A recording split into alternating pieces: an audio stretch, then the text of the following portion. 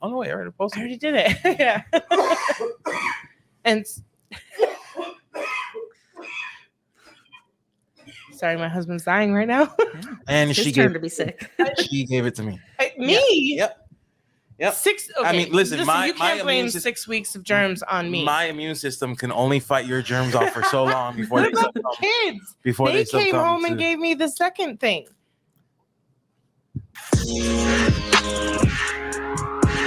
And welcome to the Riley Black Project with Crystal and John. Hey. We have a really good guest. Mm-hmm. We have You can do it. Lasered Maple. Good job. Hi, friend. Hello. As everyone knows, I struggle with the intros. Oh, man. That's so funny. I can't. So how's it going? It's going good. How are you guys? Good. Good. Thank you again for the very last minute fit in, I guess, or I don't know what the word I'm looking for is. I've wanted to have her on for a while, and then shit's been cray, and I just hadn't scheduled her yet. Right. And then we actually had Heather scheduled on, but when we scheduled her, we didn't know that she'd be moving to Florida several days later. And so, and she literally she just went to Utah for a work trip and then got back Thursday night. And so today she had to like run around and get all these papers like notarized and, moving in general and moving to another state. Like things are insane. Yeah. So we gave her a break so she didn't have to be on the show. Yeah. And I was like, please do not worry about being on the show. If John and I have to do this alone, we can do this alone. But I messaged Madison. See, now I'm questioning her name. See? Y'all. So she likes to make fun of me. I was like, you happen to be available on Friday? And she was. Yeah. So thank you. Yeah, and I figured there's less time for me to stress and overthink things if we just do it. Yeah. Exactly. Yeah, maybe we should just call people last minute so they don't stress. It's worked a few times. But then there was Lauren last week where she loved every time, because the poor girl, I rescheduled her 2 or 3 times. Right, I remember. And every time I rescheduled her, she was happy because it was like more time and she didn't have to do it. Right. And for me, it would be more anxiety, like, oh, I prepared myself for this week and now I have to worry about it for several more weeks. So it just depends on your anxiety and how it works. So Madison is actually one of our patrons. Thank you. Yes, I am. You're welcome. We appreciate your support. And that's how we met. She's a patron and she's active like in our groups and social media and stuff. So So tell us. Yeah. How'd you find the podcast? I think it was probably through Emily's group because I was poking around there for quite a while and I was like, ooh, podcast. I need something to listen to while I'm, watching my Glow Forge go. Right. So, that's how I found the podcast. And I've been watching since very early on, probably like the 2nd or 3rd episode. Nice. Or watching, listening. Yeah. You're a lifer. Yeah. And then that early access, I couldn't say no. I know, it was so funny. I was like, when we were figuring out like the tiers and stuff and like what would be beneficial to pay for, it's really hard to, and like we're very imposter syndrome people. And so we're like, when we were thinking of like early access, and I'm like, who cares if they get it like 3 or 4 days early, right? And then when people signed up like almost right away, and we're like, oh my God, I'm so excited that I get to listen to it on Friday instead of Monday. And I was like, really? Right. Like I was surprised, but I mean, it's awesome. It definitely helps motivate us and like see the value in it, and it pushes me to get it done by Friday. It does. Like usually pulling the veil back a little bit, it's usually like Thursday night crunch. It's more like Friday morning if we want to be technical. Sometimes. Well, I mean, because it's after midnight. Yeah. So it is Friday morning. But I work best under pressure myself. So it's mostly procrastinating. Although lately I've been a lot better. It's been busy because I've been busy. So I've been wanting to knock this out first. Yeah. So I could get to the clients stuff and pump that out. Yeah. So that has been why. Yeah. And it's hard because it feels like it almost sometimes I'm like, did we do a podcast this week? Oh man, did I post it? Because I get it done early. Right. So Thursday, Friday comes along. I'm like, oh man, I didn't touch the podcast. I'm like, oh no, wait, I already posted. I already did it. Yeah. And sorry, my husband's dying right now. And she gave to be sick. She gave it to me. Me? Yep. Okay. I mean, listen, you can't blame 6 weeks of germs on me. My immune system can only fight your germs off for so long before what about the kids? They came home and gave me the second thing. Blame them. They're the original germ people. But now I have a cough, so I apologize. I don't because mine are more violent. I think so. More violent. Well, only because they're. Okay. You good? Yeah. I was fighting it off. I was like, are you gonna punch me? No, I was about to cough. Okay. I was about to throw up cough, and I had no, yeah, those are the ones where you have to dig deep. Because this last cough attack triggered the tickle. Yeah. So Anyway, so we won't talk about it because that'll make it worse. I'm not gonna talk. Speaking of all things laser, check out Houston Acrylic at houstonacrylic.com for reliable laser tested and laser approved materials. Made for makers by makers, Houston Acrylic features over 450 styles of acrylic sheets. With over 50 new arrivals being released this month, Houston Acrylic is committed to bringing new and innovative styles to the laser community. My personal favorite is the matte. Anything matte. And I feel it's perfect for everything. Don't forget to save 10% by using our exclusive coupon code TRBP10 at checkout. Get inspired today and visit houstonacrylic.com. Do it. So how did you get into lasers? What were you doing before that? So how did the Glowforge get you? Well, the Glowforge got my husband is what happened. Interesting. But okay. So I've been in the field of education this is 12 years now for me. So mostly substitute teaching, lots of special ed, stuff like that. Okay. And but I was subbing when COVID hit.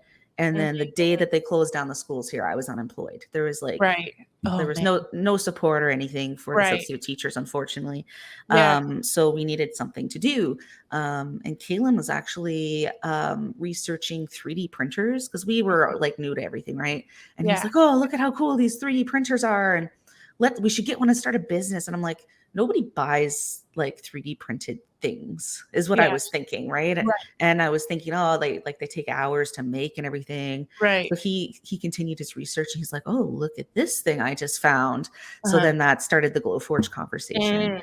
And what we actually did is he had a coworker who also had nothing to do. So we kind of did it, started the business together. And that was our Glowforge arrived in late November of 2020. Okay.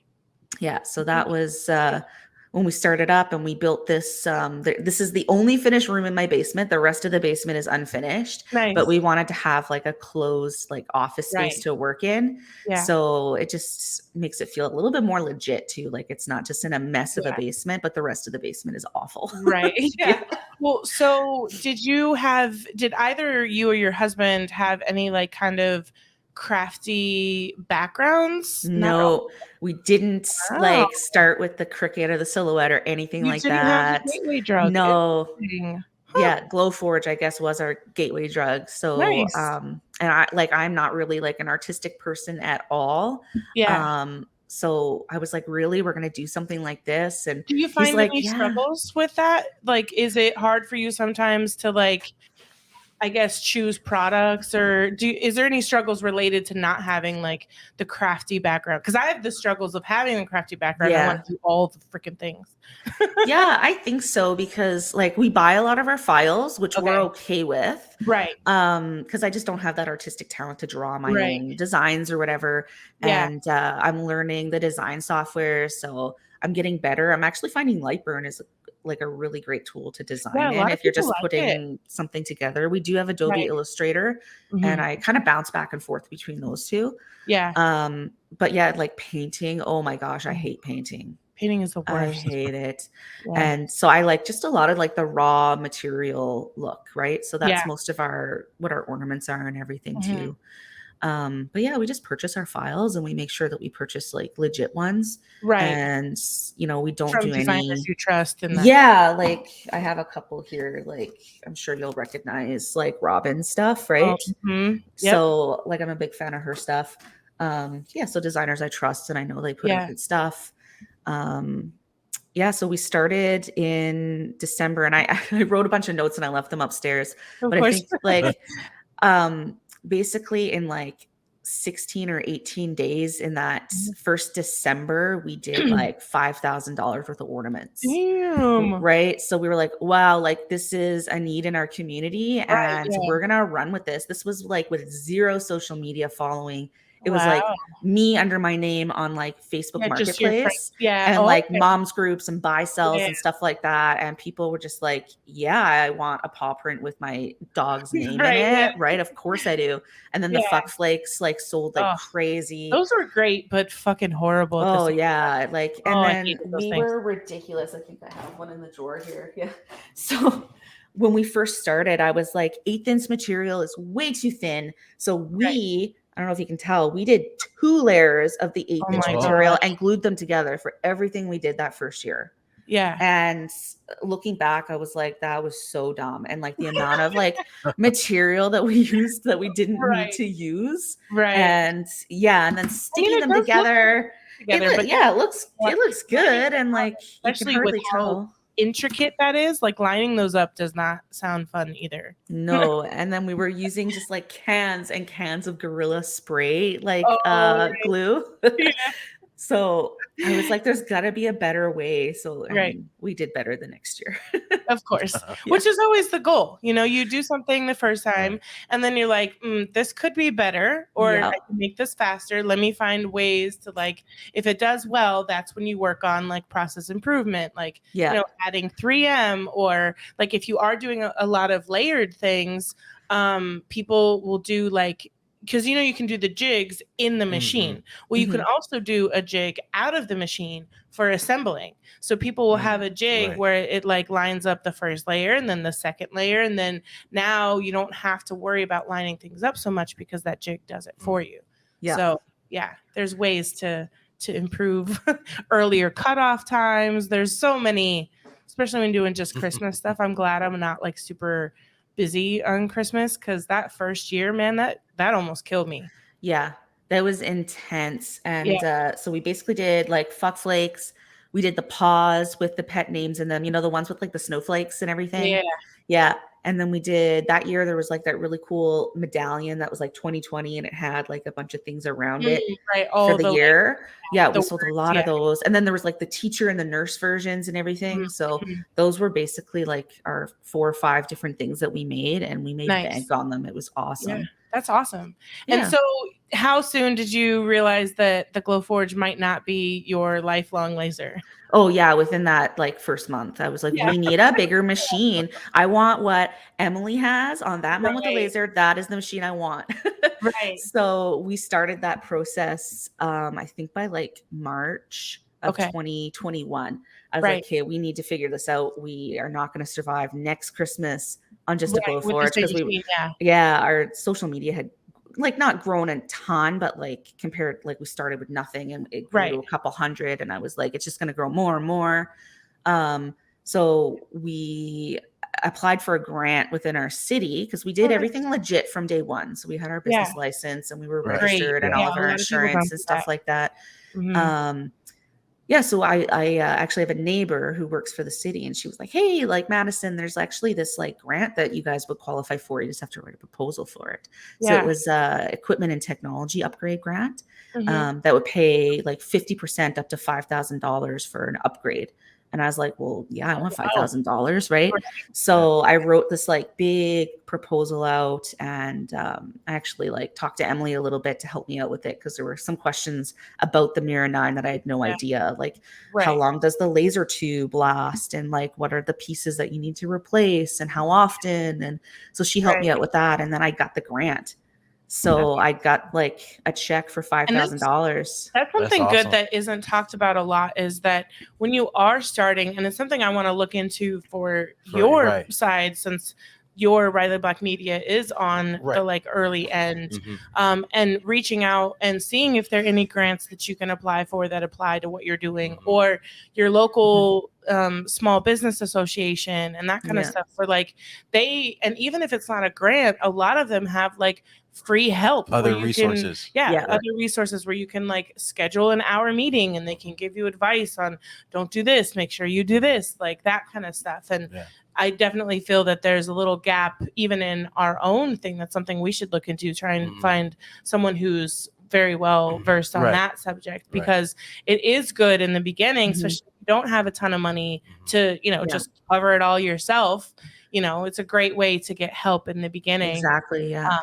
And like we're Chamber of Commerce members for our city and everything like that. So I think like having our names on like their website and like the sticker. So I have a lot of people pick up. So I have like our chamber sticker on our like front door. And it just makes us more legit and like trustworthy, I find. So sure. Yeah, I think people like that a lot. And so for the Chamber of Commerce out there, like how do you become a part of that? Is there any kind of like vetting process or anything? I don't think so. Like because we're like a licensed business. We have our business license that we pay every year. And then I just had to pay my membership fee. And what that gets me is like different benefits. And the big thing for us was like discounts for markets. So like we have like a farmer's market in the summer, which I haven't taken advantage of yet because we don't have a ton of like summer products. Right. But I did like the Christmas marketplace, which is like in a big indoor soccer field. So it's a pretty big market. And pre-COVID, I think they would have like around 5,000 people go through. So post-COVID, I think it's about half of that, but that's still a good chunk of people over a weekend. So so we get like a 30% discount on the tables, and they're not cheap. Nice. So kind of the membership pays for itself. Okay. Yeah. Yes, kind of like the Christmas show we would go to in Colorado. Yeah. Where I bought my Traeger. Yeah. Well, and then I didn't know a lot of that stuff that was there was laser made or scroll saw made, or because again, being crafty from a very small child, I would go through that stuff, and just like JR, I'd be curious how it was made. And I didn't ever know how to like look it up, and I was never brave enough to like ask those people.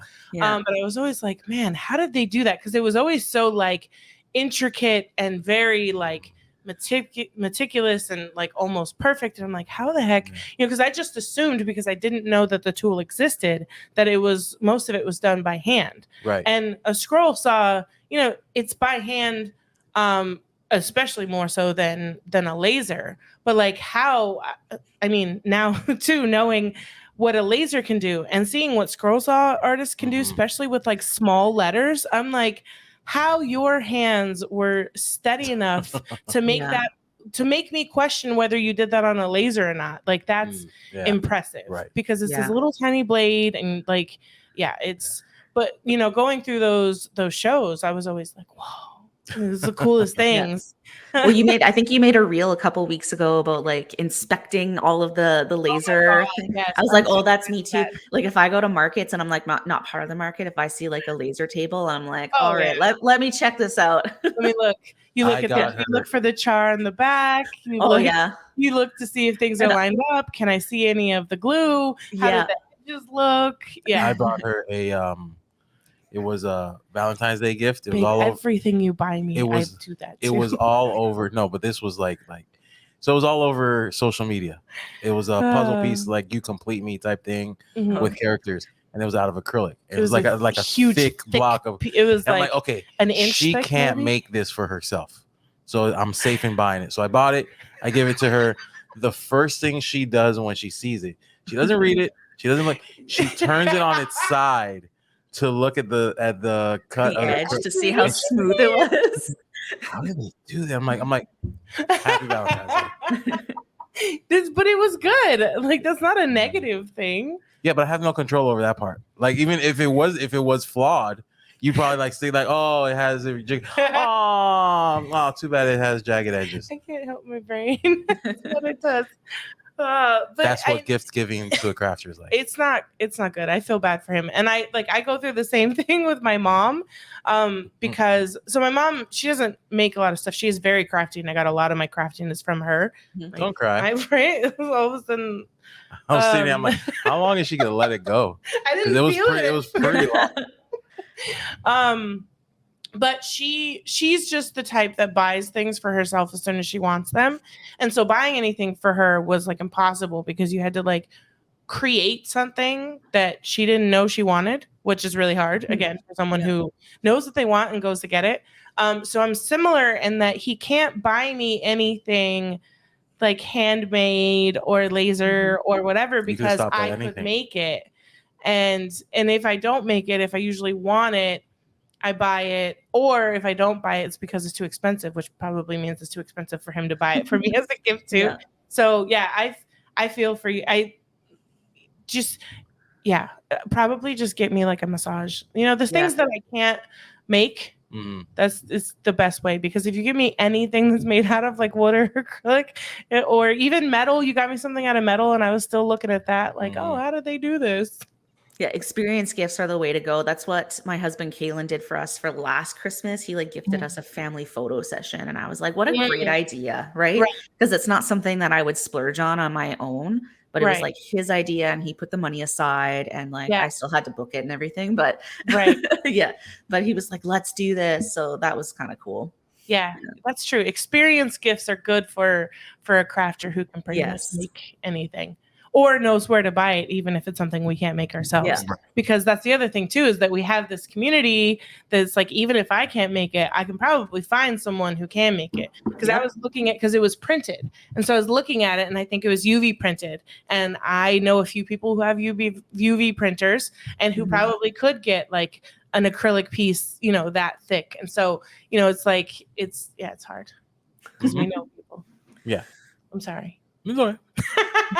You run your own gifts. I mean, that's fine with me too. What'll happen is I'll think about it and then I'll never get anything. So where do you see your business going? You're not doing this full time yet though, right? No, not technically. So that's kind of like our big next step is I've kind of officially made the decision that I am going to step away from teaching. Wow. So it is after 12 years in education. It's big, and it's given me like a lot of anxiety over the last year, but I just found that like post-pandemic, being in the schools is a completely different ball game. And just over the last year, I've kind of like fallen out of love with it. And instead of being excited to go to work every day, and I was kind of like, turning more jobs down and like not wanting to go in. So I'm like, I think it's time. And I'm like young enough that a career change is not that big of a deal. Yeah. So and I think I honestly don't even think that age necessarily matters. You know what I mean? Because like, I mean, there's people, you know, who get married in their middle 50s, and there's people who or 40s or whatever. And like career changes, and like, it's a little hard with like, you know, retirement, or if it affects any of that stuff, but there's ways to make it happen no matter the age. And especially if you're anywhere like more than 5 or 10 years away from retirement, I'd say even 10 years away from retirement, like if it's something you really want to do and you're unhappy where you're at, like look into your options and stuff. 5 years, I get it. It depends, because several friends who are like 5 years away from like, you know, they literally throw away their pension that they've put 15 to 20 years into already. We need to be smart about it too. Right. But we also have a lot of friends who really don't have much in like retirement savings. Right. Where a career change wouldn't really affect that much. And if it's something like, you know, like to go into business for yourself type of thing, it's like, well, you'll have better hours, you'll have better quality of life. Maybe you'll make a little less. And you know, initially, but it's definitely in the situation we're in now, like, you know, on bad months, we're struggling paycheck to paycheck anyway. And so it's like, and that's with him having a regular job and then me doing the business thing. And it's like, you know, I was thinking about it one day and I'm like, wait a minute. Okay. Yeah, we might struggle as business owners, but we struggle anyway, you know, sometimes. So it's like, if that's the case, I'd rather struggle for our own stuff than struggle and him be out of the house and him be gone and him, you know, like not there for the kids, you know, at nighttime and that kind of stuff. So it's like, you know, choose your struggle. And I mean, I'm a million times happier than I was working at my job when I quit before we moved. And I still don't make what I made there, but I was unhappy. And here I have the flexibility to where if I really don't feel well, I don't have to work. Yes, I may have to make up for it later or, you know, whatever. But like just having that flexibility yesterday when we talked about it a little bit on the pre-show, our son's school, the water was out. There was a problem. And they called us 30 minutes before we needed to pick him up. So he goes to aftercare so that we get a couple more hours after school before having to pick him up. And 30 minutes before school's out, they're like, oh, we're canceling aftercare. And I'm like, okay. Like, it completely changed my plans for the day, but it was possible. Yeah. And I thought about all the parents that it probably isn't possible for, and it sucks for them because, what if 5 o'clock is the earliest they can get off and they're the only one, working wherever they are and there's no one to relieve them or whatever. And then that poor staff has to stay until that person can get off at 5, or the possible whoever's leaving early might have to risk getting in trouble, or, what I mean? It's just having that flexibility in the business to be able to switch on those kind of things, be like, oh, I want to go on a trip and now I don't have to worry about PTO, or I don't have to worry about will they let me go, or whatever. It's just So like I did have a teaching contract last year, and like my husband, he actually works at a town, so he's on like a 14 and 7 shift, so he's away for 14 days and then he's home for 7. And it actually works out really well for us because when he was in town, he was working 12-hour days 6 days a week. Oof. And his one day off, he was just grouchy, didn't want to do anything. He needed to relax. Absolutely. Like, I don't blame him at all. Pure rest. Yeah. And so now, like, he's gone for 14 days, but like the week that he's home, like we are so productive and we have like quality time. Like he was able to take the kids to like Tim Hortons for breakfast yesterday on the way to school, stuff like that. Right. Yeah. But what I was going to say was, like, I had a teaching contract last year. And so running this business that really took off for us, he's out of town. I got 2 little kids who are not old enough to be home alone. That's immediately what I thought of when you said 2 days off. I'm like, he ain't going nowhere. I mean, like, we're very blessed. Like, my kids are like, they're amazing kids. I don't really have to worry about them, but at the same time, like, they're still little. They need their mom. Right. Yeah. So, for sure. like, one of them got COVID, and I was like, well, I can't have grandma come and watch because grandma's like almost 70, right? So I guess I have to get a sub for a week. And then like 4 days later, the other one got COVID, and I was like, good Lord. And then like 2 days later, I got COVID. So it was like, there goes my paycheck for the month, right? Like, and still making sub plans, and he's out of town, and then he rolls in and we're all healthy again. You're like, oh, hi, welcome back. So go ahead. Oh, okay. So like this year I did not take a teaching contract for that reason, just with him being away, and our kids are 7 and 8. And they're good kids, but after school activities, and they're in French immersion, so they need a little bit of extra help with their reading and stuff like that. So it's just, I have the flexibility to just be around a little bit more, which is nice. And I'm really looking forward to next year of having like all of the flexibility and just, not having that responsibility of going in and covering other classes. So I think it's gonna be good, and just more time to do this too, like the laser stuff. It's going to be good. And so your husband, what role does he play in the business, especially with his schedule, 2 weeks on, 1 week off? So he has a lot of opinions about the business, which is it's good. It keeps him engaged. He does all of our financial stuff, so he keeps up with our QuickBooks.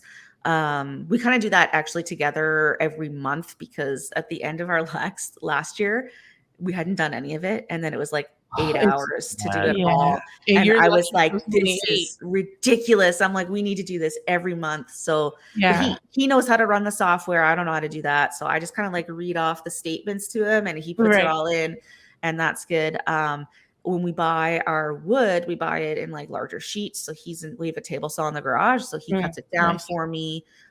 He does all of the lugging up and down the stairs of stuff. If he's home when I have markets, he does join me at the markets, but typically I like to have one of my best friends come because they're more fun.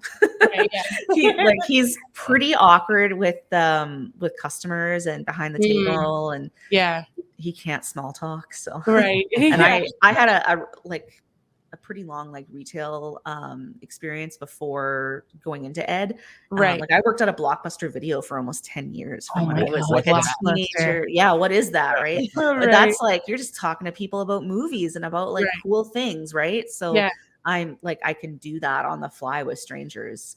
Yeah. And I really enjoy it too, actually. So Yeah. and I have some friends who are pretty good at it too. So we do well at markets. And then when he's Nice. there, he kind of like sits behind my sign and he just Right. hides. Yeah. It takes me a minute at markets to warm up. Takes you a minute anywhere to warm up. Shut up. It really does though. But like I'll be the one hiding behind my sign and he'll be the one like out there, and then like they'll ask a question and he won't know the answer to, and then I'll pop up like, oh yeah, well, so you do. And then I like get more and more like, you know, comfortable or whatever. But yeah, I don't like doing them alone because then it's like just me and I'm really awkward. Like I don't know, like should I talk to them? Should I not? Oh yeah. I know I personally, when I go to markets, I hate when people like call you over. I hate that. So I just like I hang out, and if they approach my table, I'll talk to them. But like I'm not yelling down the convention hall. When you can kind of tell by their body language usually if they want you to talk to them or not. Yeah. Because you can be like, hey, you know, how are you doing? And then once you want to talk to you, you're like, oh, I'm great. I went to this, and you know, and then the other ones are like, hey, and you're like, cool, I'm gonna let you be. And well, at those, let me know if you have any questions. At those markets, like especially if they're like, they might be from afar, but they're looking at your table. A simple hi will bring them over. Right. Sometimes, you know, like or it'll make them run. It might, but acknowledging them, just like, you know, you can see that they're looking at like, hey, smile at them. Yeah. Yeah. I'm like, hey. Yeah, or wave or something. We're pretty lucky. At like, there's one main market that I do pretty much in like, I do about three of them over the Christmas season. It's called Holy Handmade, WHOLLY. And the organizer is amazing. She like advertises the crap out of it. It's all handmade vendors. So you're not going to run in like the MLM companies and everything. Right. And there's people from like all over that come to these markets. And like it's a free entry, which people really like. And it's like $2 to park or something. It's a great venue. And she's really good about not overbooking a certain kind of vendor. So if I'm there will be maybe out of like 120 vendors, 1 or 2 other laser cutters, and we all specialize in different things. Like there's this one guy who primarily does like cutting boards, and he has just like funny, and he uses bamboo, but he does like funny cutting boards. Like this is where I kill vegetables, stuff like that, right? And like I don't do that stuff. So like we each have our own like customer base. And typically my table is just like surrounded. It's awesome. Like we do not stop on those days. It's pretty awesome. And she treats us well. We're in the same spot. We have a wall behind us so that there's no table behind us, which I really like because I don't like bumping into people. So I always request the one spot and she gives it to me every time. So it's a good market. So how many markets do you do a year typically? So I do that Holy Handmade, and I do like 3 to 4 of those. She does them every other month. There's one that I do in Edmonton with the SPCA. So it's called Made for Pets, and it is like quite a bit smaller than what we typically do, but we love animals. And it's the kind of market that since it's at the SPCA, people can like take their pets to the market. Aww. So you get to like pet all of the dogs and like people come in with like birds in their jackets and like, oh my God. That's so cool. It's really cool. I really like it. And it's usually got like news coverage too. So sometimes they'll like pan over my table and it's on like our city news, and Edmonton's got over 1 million people in it. So it's neat exposure. Right.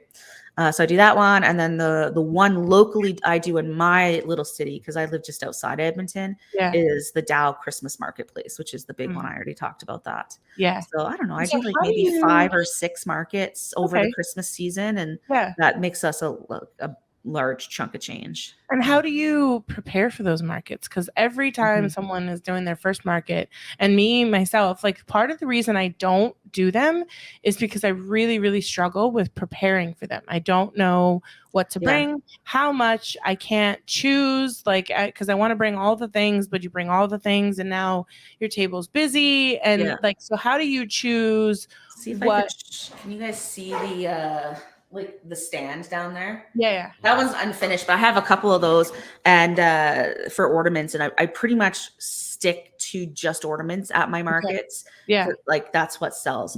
And so I do a lot of like generic ones. I think it's, do you guys know like Home Style Customs? Yeah. So he does like the provinces in the States. I don't know if you've seen those ones. So I obviously I stick to the provinces. Those sell anything extremely like city, well. state, zip code related. Yeah. Those things do really well. Yeah. So those sell really, really well for me. The Canada ones, the Alberta ones, because that's where I live. The Newfoundland ones, because we have a lot of like Newfies out here, and like BC because they border us. So I kind of know which ones to bring. Right. There's those. And then I also do, I think her name, like her Etsy is like Tangled Tree Studio. Okay. She does these ones. Oh, nice. Yeah. So we have like, so when we do the Made for Pets one, I do like a bunch of different dog breeds and cats. Right. And they usually, those are over there because I accidentally made these the wrong size, so they don't match up, but they have the trees in the background. Oh, nice. So these sell so well. And then this year she added the horses, and because we're a little bit rural, we have a lot of like farms around us. I was like, yeah, let's try out the horses. I had like one lady come to my market and buy every single horse ornament that I had. She was like what was she, like a horse therapist or horse like masseuse or something like that. So she was buying them for all her clients. And then she also does dogs. So she's like, she ended up buying like, I don't know, $600 or $700 worth of ornaments from me. Wow. In like one go, right? So yeah, the pet ones sell really, really well. And then this year we introduced some like more custom ones. So we did the gingerbread pans with the family on them. And then we also did the hot cocoa cup. So I have just samples of those, and then you take like pre-orders. Yeah. I have people pay for them right there, and they have to choose shipping or pick up. And I only had one person not pick up.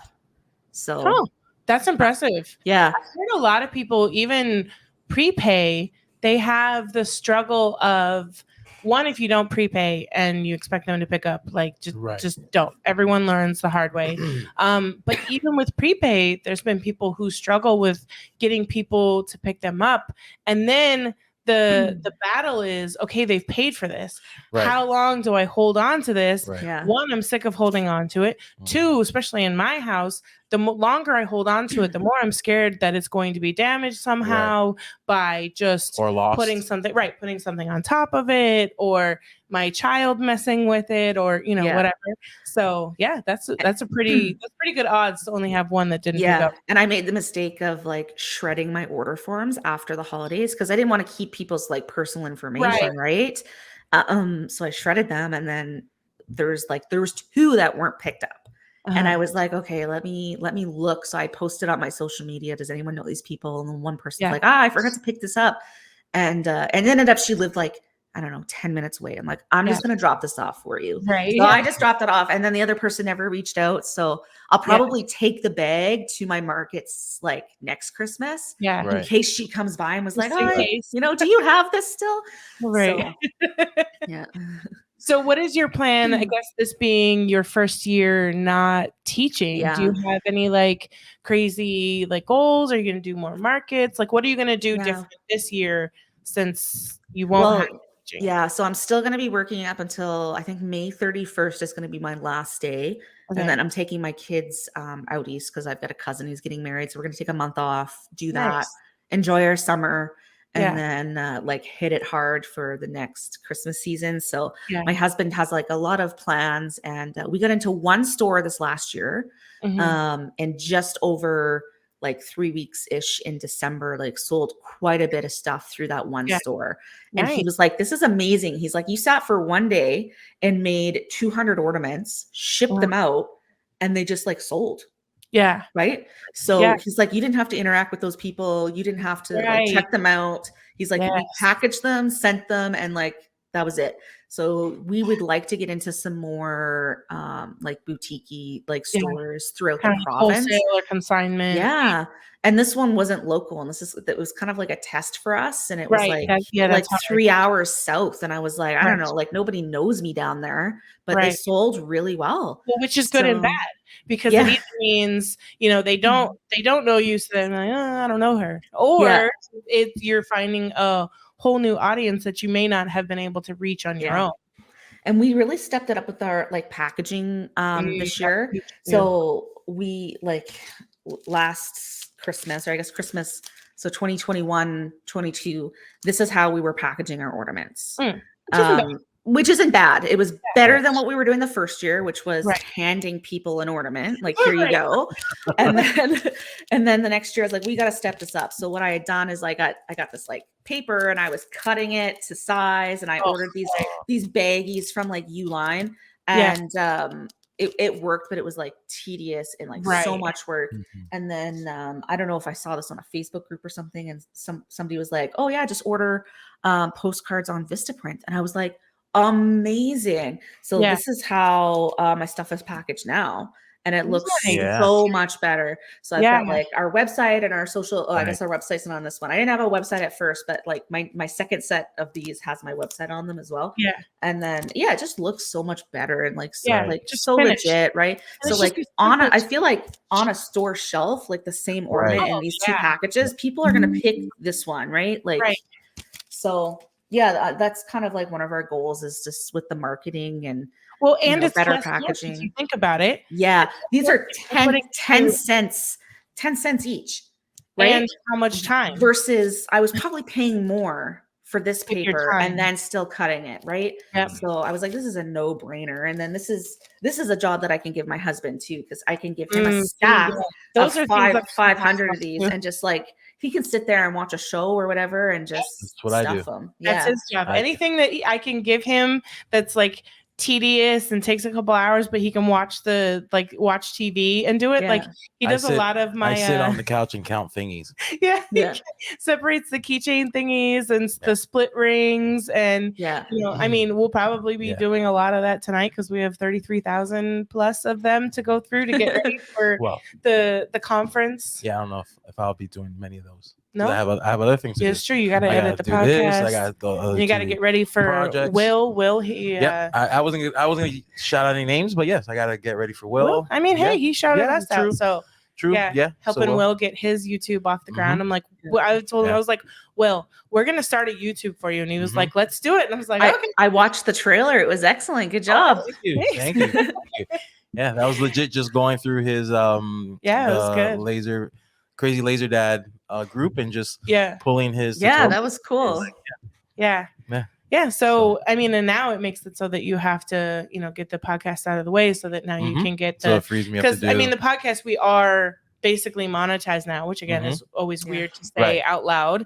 We have all the ad spaces and stuff. So shouts out to Neon USA, shouts out to Crazy Laser Dad, and shouts out to Lens Digital, which I see your little pie burns back there. I knew that they had an ad, or going to have an ad. So I'm like, I gotta get the pie burns on display.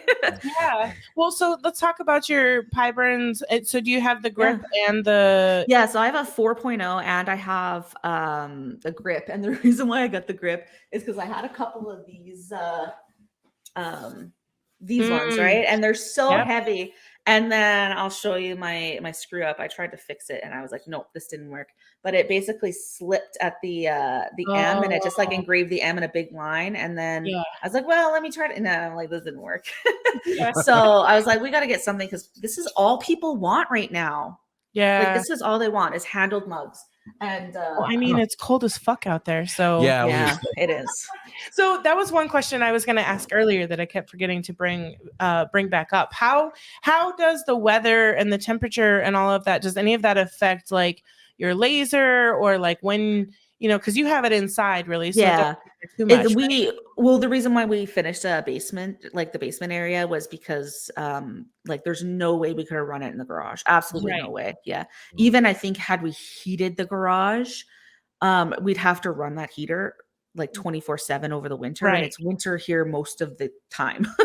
So so it's in the basement. There's no issues with the temperature in the basement because it's a And so do you have heated. like a blast gate on? No, we No? like Wow. I don't. It's not like a blast gate. It just like it goes right out the wall.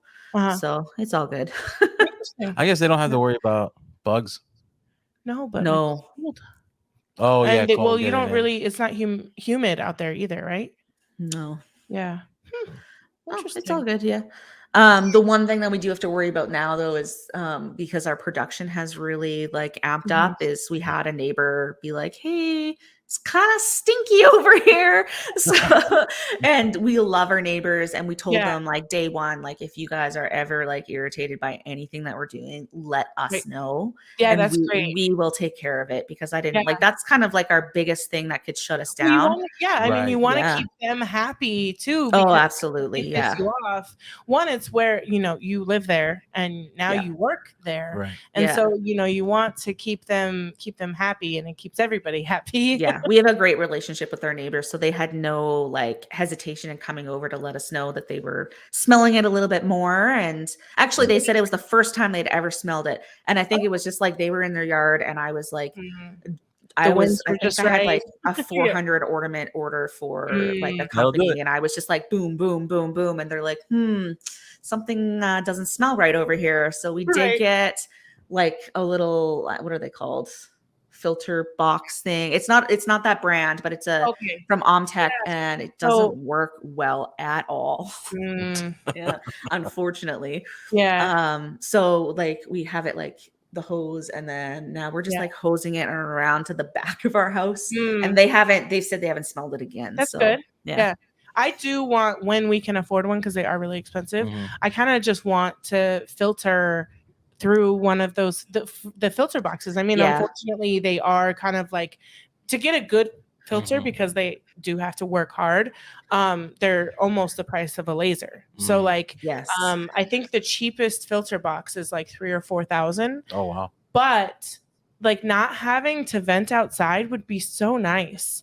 And like, since we're thinking about other houses, not having to put a hole in the side of the house, and then like if you move, like we're gonna have to repair that hole eventually, and that kind of stuff. So it's just it I don't know. It's, for me, it's easier. It's more mobile. It's like and you don't have to worry about neighbors or anyone else. And you also don't have to worry about like putting the machine next to a window or a door, where you're putting somewhere to vent out. You just put it wherever. And here, the humidity, the bugs, like all of that goes into it too. Yeah. Did we miss anything? Oh, so we didn't really cover this. What advice would you give to a new or struggling laser owner? So like, what's something you maybe struggled with in the beginning that you would pass on to someone else? So I asked Kalen the other day before he left, and I said, this is a question they always ask. So what do you think we should say? And he was like, you have to learn your laser. He's like, don't expect to buy like an industrial laser, plug it in and just go. He's like, you have to put in the time and the effort to like learn it. And he's not like a Facebook guy, so he wouldn't even like consider going into a Facebook group and asking a question. But he's like, you just have to like put in the time. And like, I think this is advice everyone gives, is like, don't be afraid to make mistakes. Right. And just, you have to be aware that when you're learning to engrave a Yeti, you're gonna like fuck up a couple Yetis. And that's just the way it is. Right. And I know in the beginning, I was like so anxious about like every little piece of wasted material, like so anxious. And I'm like, this is money out of our pockets. And he was just like, whatever. He's like, we'll buy more. Like, you gotta learn the machine. Right. Yeah. I mean, even now, I wouldn't say I'm like a pro with tumblers, but I'm still kind of nervous each time I run one. Oh yeah. Every time I run one, if I have one in that color, my anxiety is through the roof. Because that's when I'm going to overthink it. When a police officer gets behind you and you start swerving, when you weren't swerving, because you're just watching. So the same thing will happen when I'm doing a tumbler that I only have one color with. Because you only get one shot. Yeah, I'm gonna like overthink it and either not do the right settings or not center it properly, or I'm gonna forget a step, because that's just what I do when I only have one. And even if I don't, the anxiety that I give myself because I only have one, so I always try to avoid that. And even as like, we'll just say it for this purpose, but as a pro, having extras on hand, because I mean, how many times have we seen someone in the group be like, oh, I have an order for blue and I only have one and I messed it up and now they're sold out on the site. And it's like, oh, I just need one. And it's like, no, ask somebody if they have two. Because if you have one again and you're going to screw it up. You're going to screw it up if you have one. Right. Yeah. And it's part of the process. And I mean, one thing I want to figure out is what to do with all those stupid cups that I've messed up that I don't want to use them. And I mean, you wouldn't care, but there's only so many tumblers that you need. I already have quite a few. Exactly. So I need to find something to do with like my test ones where it's like a million different like half finished like logos and sayings and stuff. Kaylin figures what we'll eventually do is like engrave all of the powder coating off, and then we'll like once we start playing around, like is it Sarah Mark? He's like that's what we'll use to test our Sarah Mark. And I was like, oh yeah, nice. Sure. Yeah. So we'll still be able to use them after we're done like testing everything on the color. We can just like engrave it all off and try Sarah Mark finally. That's awesome. That's a good idea. Yeah. Just burn it off. Yeah. And fun fact, so she cleaned her office for this. Mm-hmm. She put out the pie burns and she made the little sign on the back. So what I had on that table was literally like wood stacked and like just wood scraps everywhere. And I think the pie burns were like underneath the wood scraps. No. I was like, oh no, I gotta do something. And then like the wall was just blank. And I'm like, well, I guess I think it was now's the time. 12:30 or 1 a.m. or something when I finally shut it down, and I was just like putting everything up. And I'm like, yes, this looks good. Hey, better than staying up till 2 watching Catfish. Right? Yep, that's what we did. Good job. Go team. Well, that was like incorporating keychain things as well. But well, Kaylin was home all this past week and like we had so many things we wanted to do, but do you know what we did is we spent like 4 days on the couch playing Hogwarts Legacy together. I mean, listen, that's quality time. Yeah. We had so much fun, but I'm like, we are such slobs. We're wasting our time. Right. You have to do that though. You kind of have those times where you're like literally doing nothing because it's hard to, because my brain is always going. And even when I am relaxing, I'm sitting there feeling guilty about being relaxing, like, oh, I should be doing this while I'm sitting here. I should be even sitting on the couch.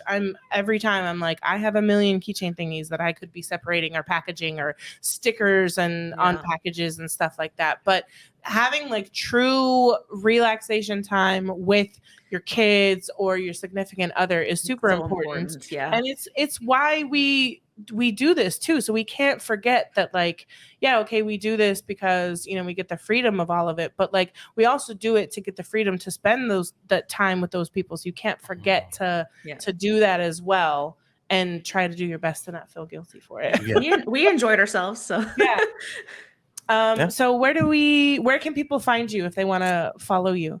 Yeah. So Facebook and Instagram at Lasered Maple. I'm not posting as much as I should. I've kind of, I don't know, just fallen off of that altogether since Christmas. But if your business is making money, you're posting as much as you need to. That's true. If your business is not making money, then maybe. Yes. We need to, And then we have a website, www.laseredmaple.com. So not much on there, but it's a start. Well, thank you for coming on, and I appreciate you for jumping in last minute for Heather. And again, thank you for being a patron and supporting us, because you guys are the reason that we get it done by Friday and that we keep doing it at all in general. So thanks, and go check out Lasered Maple. Yeah, thank you.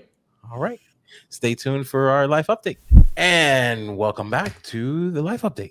Woo woo. Yep. The part that you really look forward to in the episode. Yeah. You go you go through the interview just to get here. Yeah. Or you fast forward. Hopefully you go through the interview. Because this was a pretty good interview. It was a pretty good chat. It was fun. Yeah, it was really fun. Especially since she pinched hit for Heather, which so in a few weeks. Well, no, that'd be this week, I think, by the time this comes out. Well, yeah, but whatever. If everything works out, we'll be helping her move in Florida. We'll be driving up a couple hours to help her unload some stuff and unload their stuff get and move stuff in into and the house. settled in. Yeah, that's exciting. She'll be a lot closer. Yeah. Which means a lot of 2-hour trips. It will. A lot of weekend trips to go see Heather. Yeah. And we are gearing up for the conference. Yes, the that conference is sneaking up really fast. It went slow, and then it was like now bam. It's like whoa, we gotta get ready for it. That also means I want to try and at least have my pre-sale of my LED course before the conference, so that I can pre-sale that there. So if you're going to the conference, look out for that. Yeah. So, and I'll be doing as much as I can on that in the next few weeks. Working on recording and just planning and making all the LED signs, because I'm gonna do, I think, 4 to 6 different styles. Oh wow. Of LED signs. So yeah. And then we're doing a lot, which we've alluded to, but we're doing a lot of moves in the behind the scenes. There's a lot of lasagna moves, because real G's move in silence like lasagna. Yeah. For you hip hop fans out there. Yeah, I love that line. It's so good. But yeah, so we'll be doing that. So if we're a little bit absent or a little bit late on things, that's potentially why we're both still sick. So, there's that update. So she gave me the cough. It was not me. It was the kids. Earlier on. Also, follow Riley Black Media on Instagram. Yes. And that's been going to, I mean, do you have any spots left? I think you gotta I have two. I have one or two two more spots. Yeah. I have 2 more OG 20% off spots left. Yeah. So get in if you want those. So yeah. Get in. It's there's a lot of interest too. So you know what? Yeah. Actually, yes, might be one because of this most latest interest that you that you told me about, because they reached out to you instead of but yeah, so there might be one. I gotta check again, but I mean, get them those videos in, promos, shorts, reels. You can do them all. Yeah, we can do them all. If you want a YouTube channel, let's talk about There's been a lot of that. And if you know what, and even if because we're moving more into this space too, if you need some tips, and you don't necessarily want to jump into getting reels and stuff, especially like that, in the beginning, maybe you don't want to pay for it. You just need what should I do? How do I get started? Yeah. Like I don't want to just set up my camera in the back of the room. Right. So what else is there? Like what can I do? Just feel free to hit me up on the DMs. Yeah. Or email or however you slide into my husband's DMs. Yeah. Riley Black Media for some tips. Mostly on Instagram. I'm on Facebook, but not as much. Yeah. Not as much. So yeah. And if he doesn't answer you, just let me know, because so what I've found has been happening is seriously, when you message me on it goes Instagram, into the other folder. It goes into like the hidden folder. Yeah. And I don't see it right away. I have to actually and I'm getting better about searching that folder just because I know it's happening. Right. But it's still like if I'm on there and I was like, it's okay, not habit, all or my message. Well, and it doesn't tell me there's a message right away. So if I don't get to you, feel free to send me a message. Reach out to her, and she's gonna be like, hey, check your hidden messages. And then I'll check them and answer. Yeah. Cool. So I think that's all we got, right? I think so. That's it. So thanks again for watching the Riley Black Project with Crystal and John. Bye. Maybe we're all done.